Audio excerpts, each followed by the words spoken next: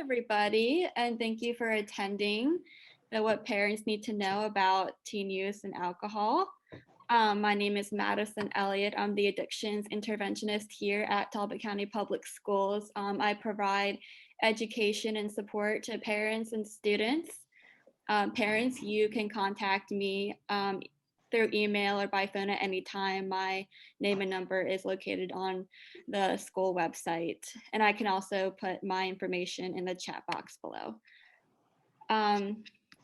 So first off, before we start, audience, I just wanted to say that, so questions and answers, because the audience is not able to be heard through the webinar, questions and answers can be typed in through the Q&A, which is below the screen, or in the chat box below, and we will be answering all questions at the end.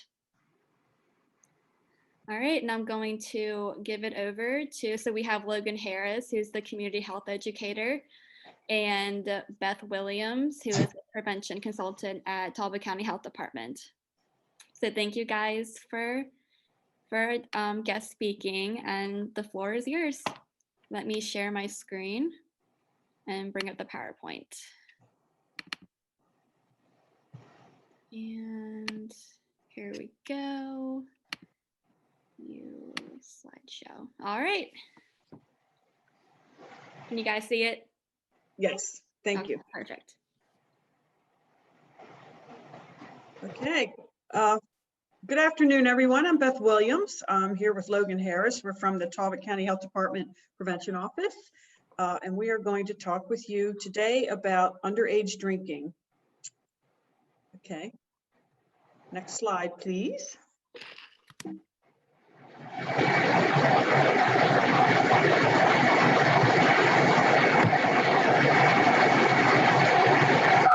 A little feedback. Can y'all hear me now? Yeah. Okay.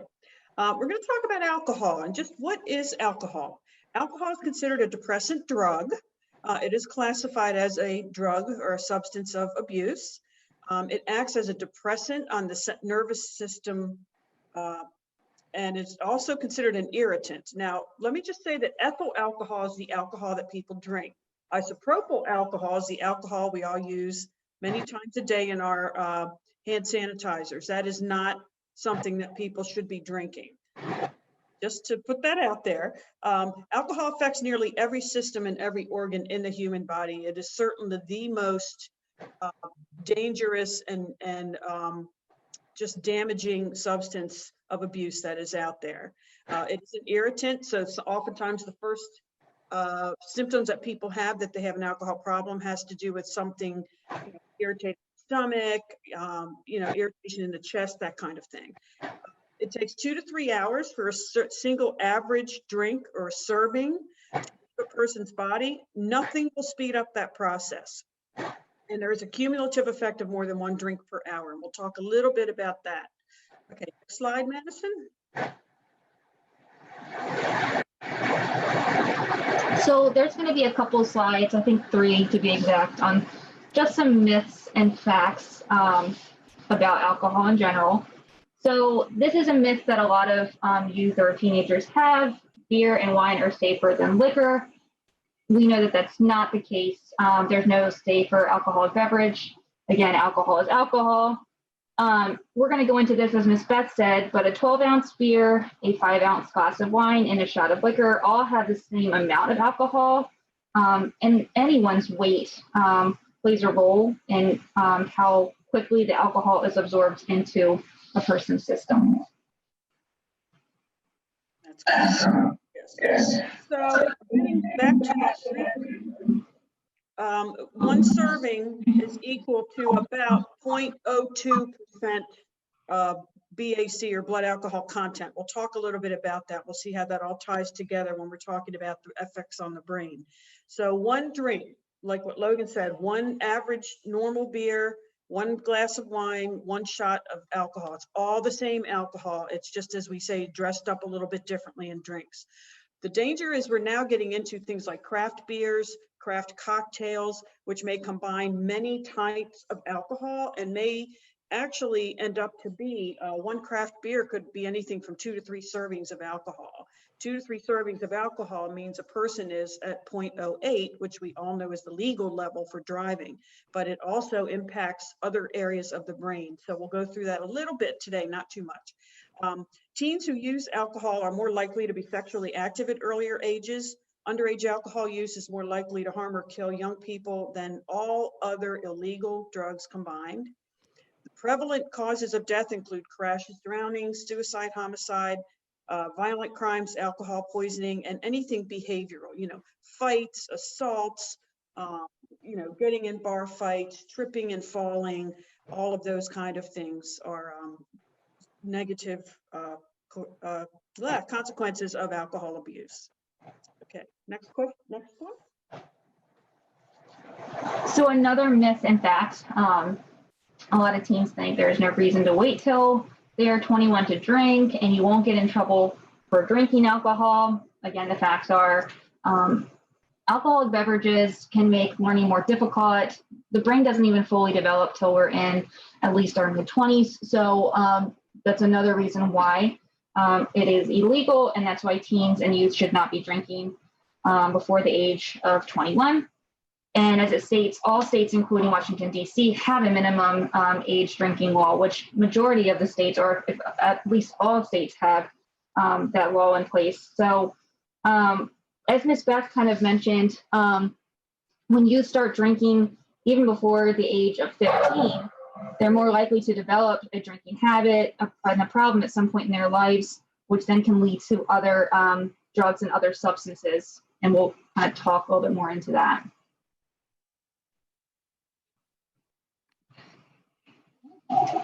So these are just some factors that could increase, and we kind of talked a little bit about some things that could increase in general, but significant social transitions could make a youth more at risk or causing them to want to drink, transition of middle into high school, or even just getting their driver's license.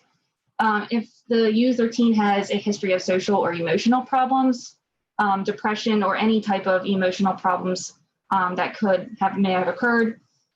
Definitely if their family has a history of alcoholism, that could increase their risk of, either starting to drink at an early age or developing a habit, because that is something that can play a role in their household. And then, of course, contacts with peers involved in troubling activities. If your youth or teens friends are engaging in these risky activities, they sometimes most likely will want to join in with their friends.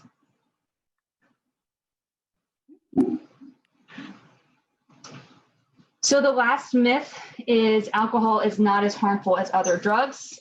Again, that is not true. And alcohol is a drug. The brain is not fully developed, as we had spoke about. So doing all these or drinking before the age of 21 is only going to harm the youth's developing brain. It may increase even with cancer. They've had studies where it can increase the risk of certain diseases and cancers. And emergency rooms are also really prevalent. And a lot of times when teens and youth are experimenting, it's more than one drug is involved, but alcohol could be one of the main drugs at that time. Okay. And long-term effects that can occur. The alcohol profoundly affects the cerebral cortex, which is a part of our brain that includes areas responsible for judgment, coping skills, and learning. And you can, obviously, those are crucial areas of the brain that need to be healthy during adolescence. The effects occur in stages. So when somebody starts drinking, there are stages that they go through that correspond with how it's affecting the brain. And so the stages are euphoria, depression, excitement, confusion, and then the very end where people have just consumed incredibly large amounts of alcohol can lead to stupor, coma, or death. And again, these are all related back to blood alcohol concentration. Okay. So without going into too much other than to say this is our brain, the frontal lobe is the front of our brain that controls the most highest functioning areas. So that would be thinking, intelligence, reasoning, behavior, memory. When we get to the parietal lobe, that controls reaction times, telling right from left, language, sensation. The occipital lobe controls our vision, and the temporal lobe controls learning, speech, emotions.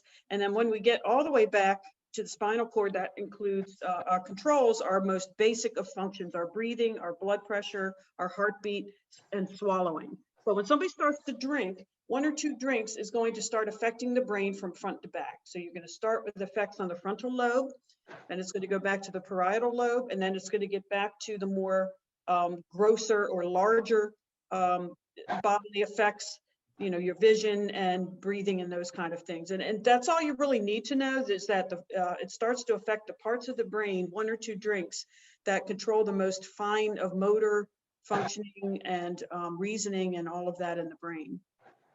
Okay, go ahead. Some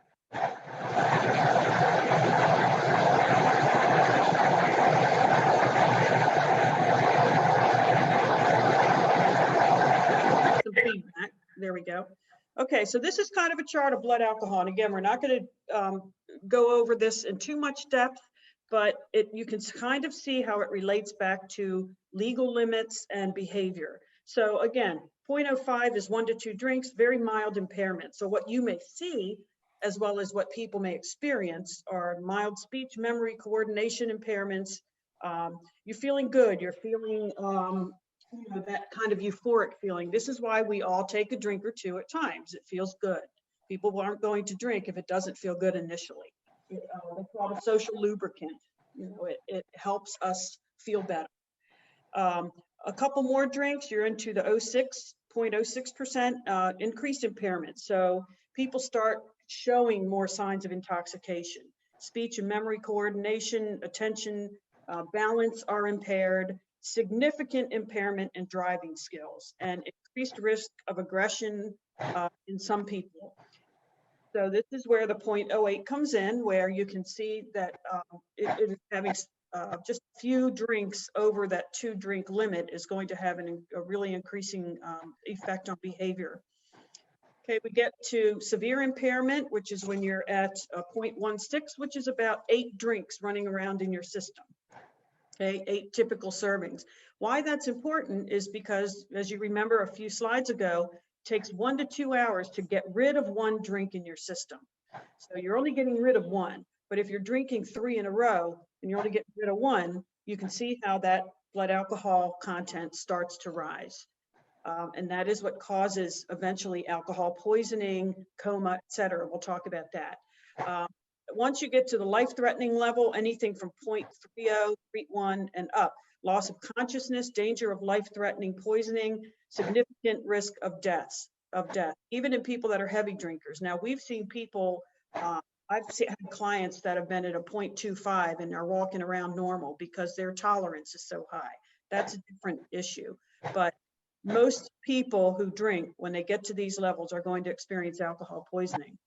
So 0.31 is, you know, it may be anywhere from 8 to 10 shots of alcohol, because, you know, shots that have, you know, combination of alcohol. So you're getting to the point where you can see you're only getting rid of 1 an hour, and people doing shots, you might have that many drinks in your system. It does not take much to get to this level if people are consuming that much. So I hope that makes sense, and we can clarify some of that a little bit later. Okay, alcohol poisoning occurs when excessive and rapid drinking raises the blood alcohol content. High BAC suppresses natural reflexes, such as your gagging reflex. If you've had enough to drink, you're going to affect the very basic functions that are occurring in your brain stem, the things that keep you alive. So the gagging reflex is very important because if somebody vomits, they can choke and die. Or if they survive, the low oxygen levels can lead to just irreversible damage in the brain. Sleeping it off could be dangerous because if you have suppressed your gagging reflex or even your vomiting reflex, which occurs in your brain stem, you're not going to be able to vomit. That alcohol is just going to keep going around in your system, and it's going to result in coma or death. It's very dangerous now that people are combining alcohol with energy drinks, And that helps you feel like, oh, I can drink more because I feel very alert and I'm just doing great. But that you can see could be dangerous because it encourages people, they feel like they can actually drink more alcohol. Next.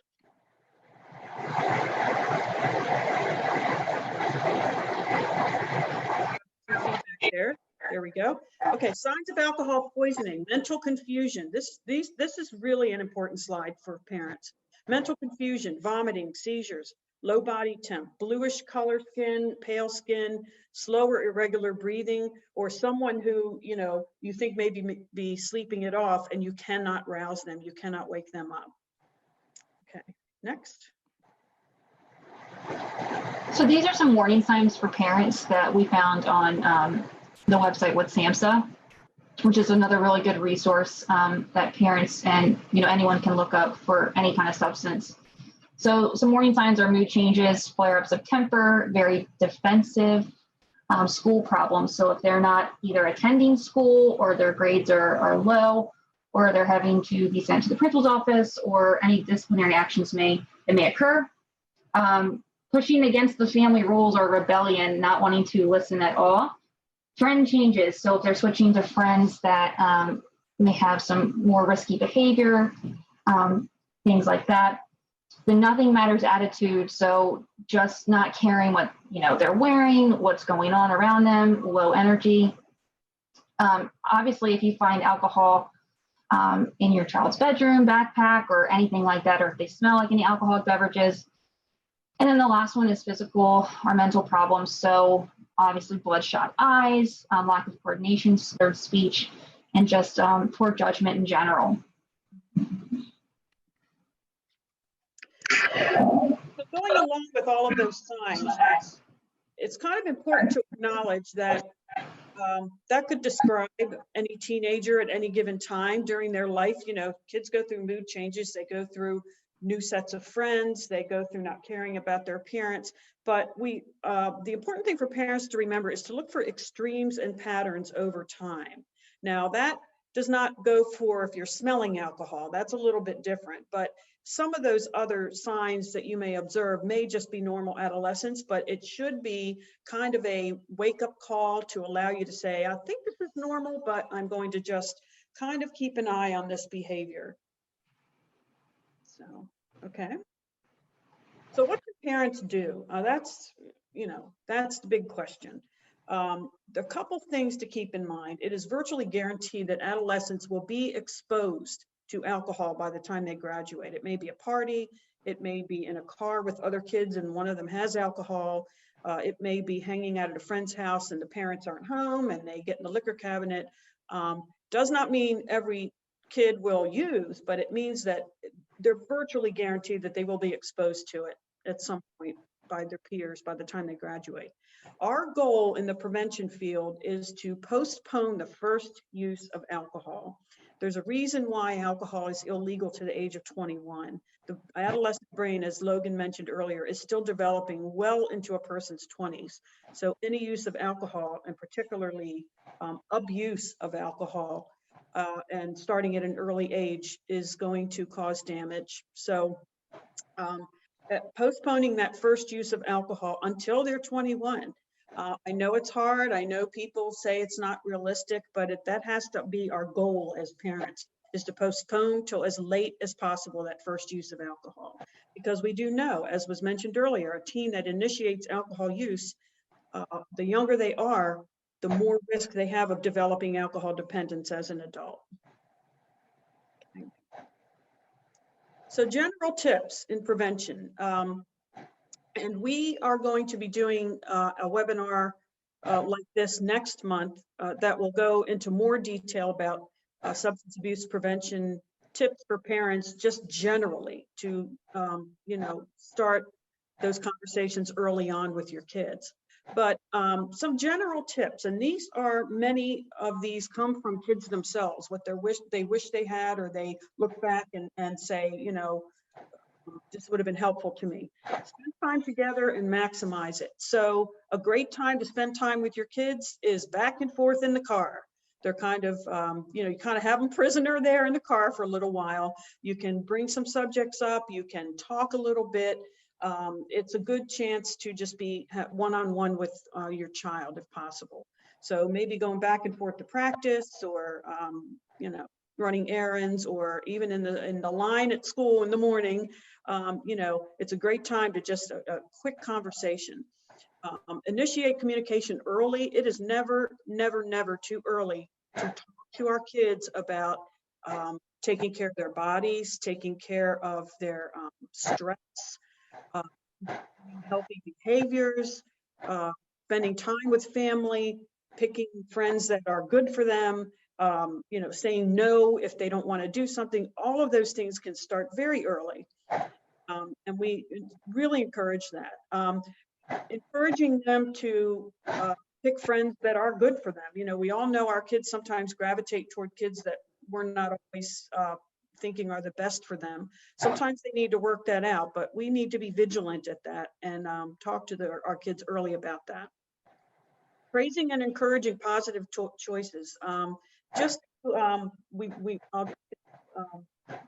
Being positive. You made a really good choice. When you didn't get French fries, but you got an apple in your Happy Meal, that was a really healthy choice. It sounds silly, but those things build up, and kids develop good sense of self and good healthy habits because of that. So accentuate the positive, and then expressing concern often about safety and well-being. So many young people that end up going through treatment say they felt nobody cared about them. They were isolated. They didn't think their parents cared whether or not they used or not. Of course, we know that's not always true, but that's how they perceive it sometimes. So I don't think we can say enough to our kids how important their safety is to us and their well-being. I have older kids, and every day when they, if they come to visit, I say, make sure you're careful driving, yes, Mom, but, kids need to hear those things. Okay, next one.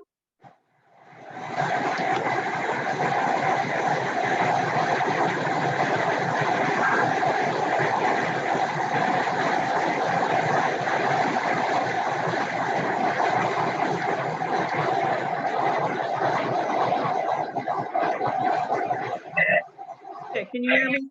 Yeah. Okay, more tips.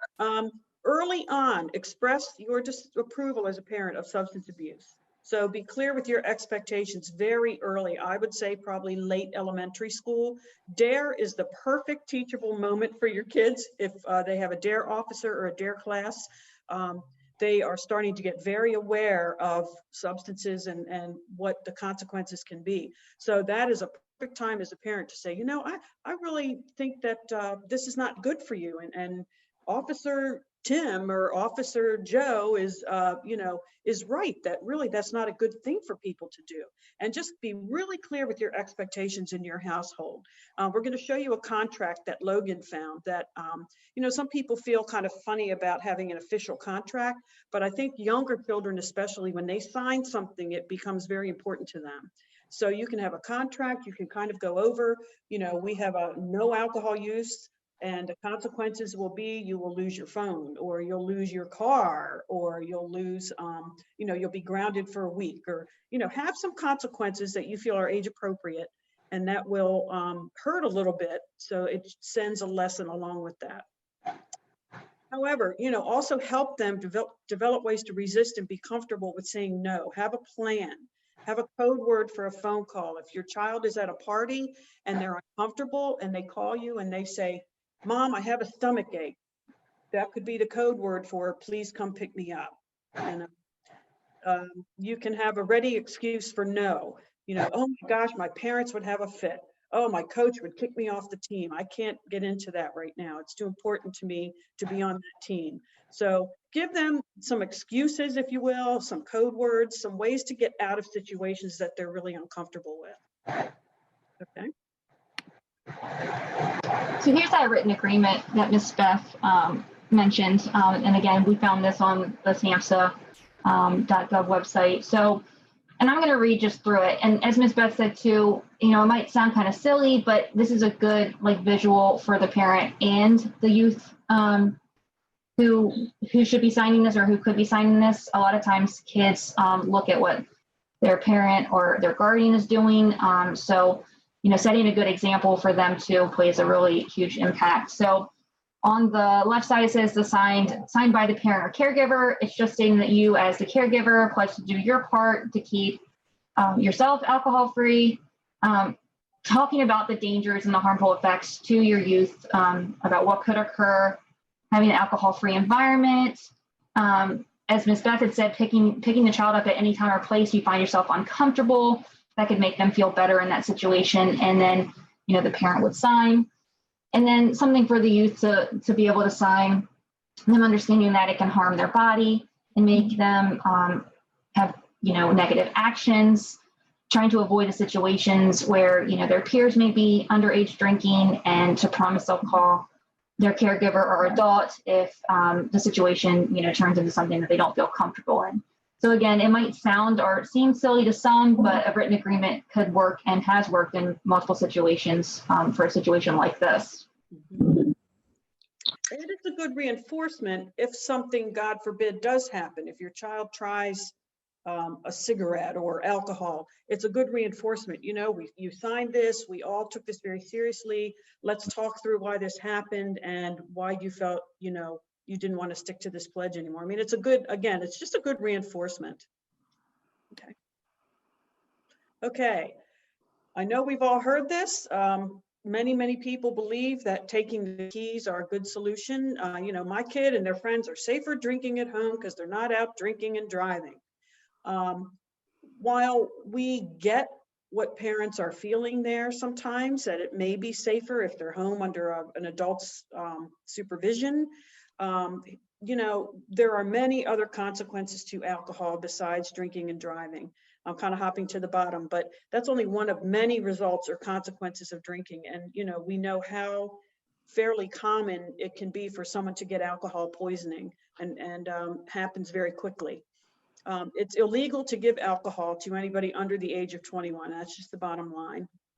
It sets a dangerous precedent that you are condoning illegal activity in your home or by your children. So, if they're getting away with drinking now, then maybe next time it might be, oh, we're just going to, smoke a little pot, or we're just going to go driving around even though we have a restricted license. One thing can snowball into other activities, and then it can be very difficult to reverse that course. Parents can be held liable, fined, or have other legal consequences for anything that happens or any damage. So we strongly encourage parents not to host parties for kids where there will be alcohol. It is tough. Kids will pull every guilt trip on you that they know that other kids are doing it or other parents are doing it, but there are plenty of parents out there that are not doing it as well. So that's okay. Go ahead. Okay, resources. I wish I knew midshoreorg.org website. I know we talked about that last time when we talked about opiate drugs, but if you go to that website and you go to the treatment tool, it's under the treatment tab. That is an excellent resource if you have other questions or you feel you may need help if you think your child is drinking. Logan's referred to SAMHSA and also CDC, the National Institute on Alcohol Abuse and Alcoholism are all very good. I believe they're all under the umbrella of SAMHSA, but that is an excellent resource. Midshore Behavioral Health has some good information. They have a very good resource guide as well for use in the community.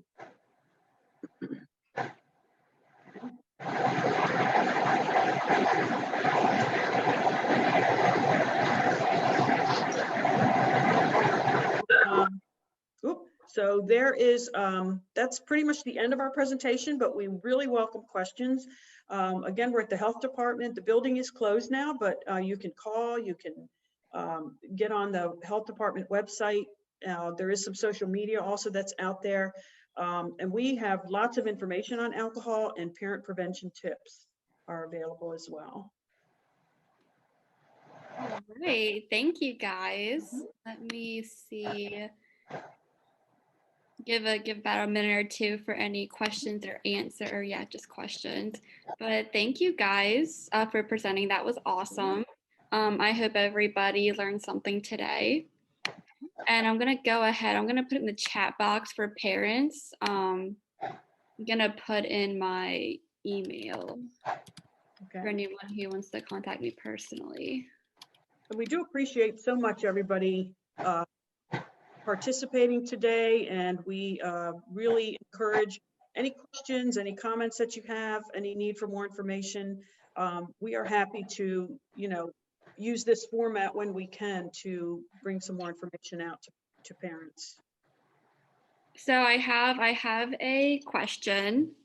So this says tips on how to approach your child if you feel they are drinking.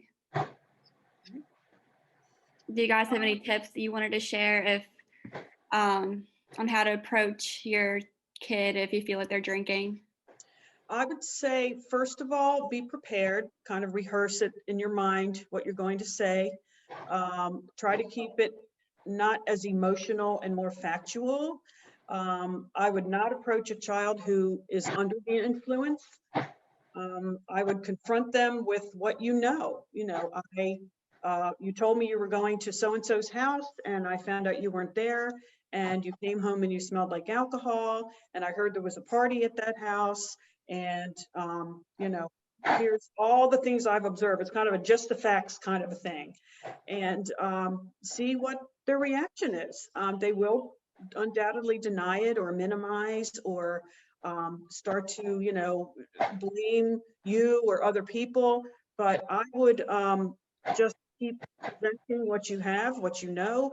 I would keep presenting the fact that you love them, that you care about their safety and well-being, that it concerns you.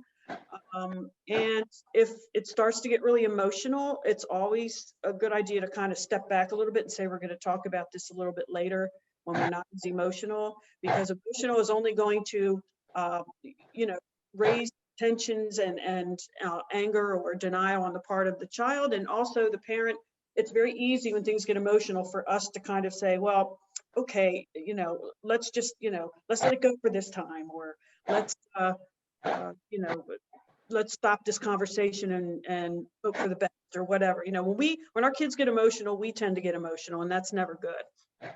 So I would also say, emphasize what your agreement is, if you will, what your stance is in your home about use of alcohol when you're not an adult. And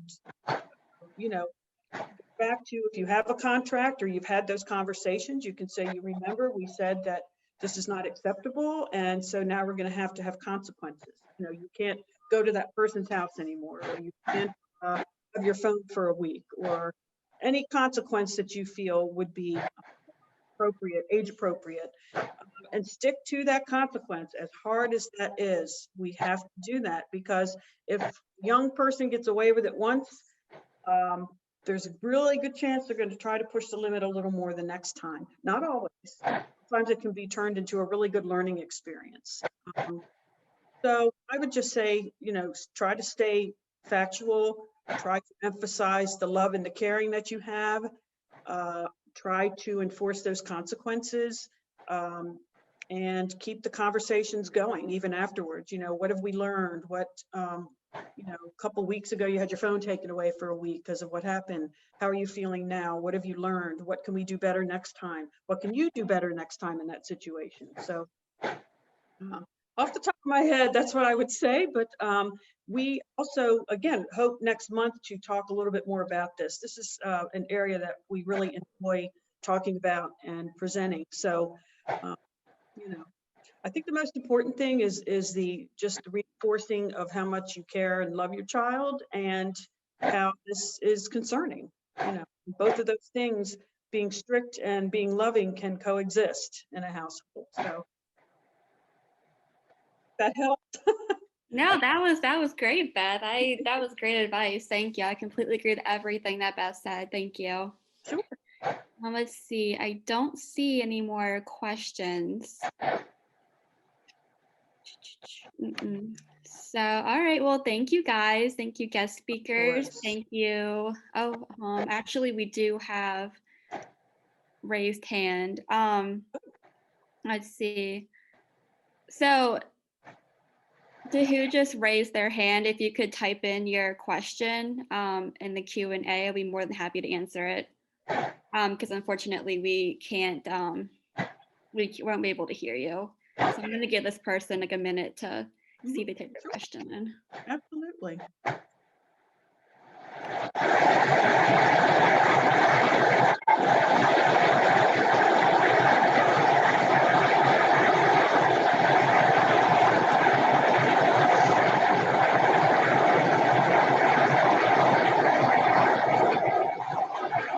All right, so I have another one. Sorry, I did. Hi, Bill. Old So friend from the another prevention world. So another question is, what age should you talk to your child about the dangers of alcohol? Okay. You want me to go, Logan? Sure. Okay. I would start age appropriately talking to my child about things like healthy behaviors, doing what's good for them, taking care of their health, saying no and meaning no. If somebody else says no, you respect that. All of those kind of things you can start really early on, things that have to do with even, intimacy issues or other health issues or privacy issues. You can start those at a pretty young age. I think once they start elementary school and you've got, I don't know if we still have character counts and DARE officers, that is really a pivotal point. That is such a beautiful teachable moment for us as parents. My son would come home and just, Officer Tim said this, Officer Tim said, grandma shouldn't be smoking, this kind of stuff. It's great. It opens up the door for us for all kinds of great conversations. So I would say, maybe late elementary school to start getting specific about things like, certain things you put in your body are going to be dangerous, and alcohol is one of them. If an adult is a drinker, you can say, one drink is very special when you're an adult. Maybe celebrate something very special, so we're having one drink, but that's not a good way for children to celebrate. Kind of keep the age appropriate piece in there as well. But just keep it going. And sometimes you'd be amazed at the things they bring up about their friend said this, or their, teacher said this, or a kid in class's mother, had an accident or something. You'd be surprised at the things that come out when you just open that door a little. And DARE has been just a great opportunity for us as parents to follow up on that and to tell them, wow, this is important stuff, and go to the DARE activities if you can, and go to the graduations and just kind of appreciate and celebrate that. So. Great, thank you, Beth. Let me see. Well, if there's no other questions that I'm seeing, so my email's in the chat box for anybody who wants to email me individually, and I believe Beth and Logan's contact was in the PowerPoint, which the PowerPoint this presentation will also be posted on the county website and individual school websites, and it'll be shared in our newsletter as well. Yeah. So please share this to your friends, other family members, and thank you guys for attending. Sure. Everybody have a great, safe day. Yes.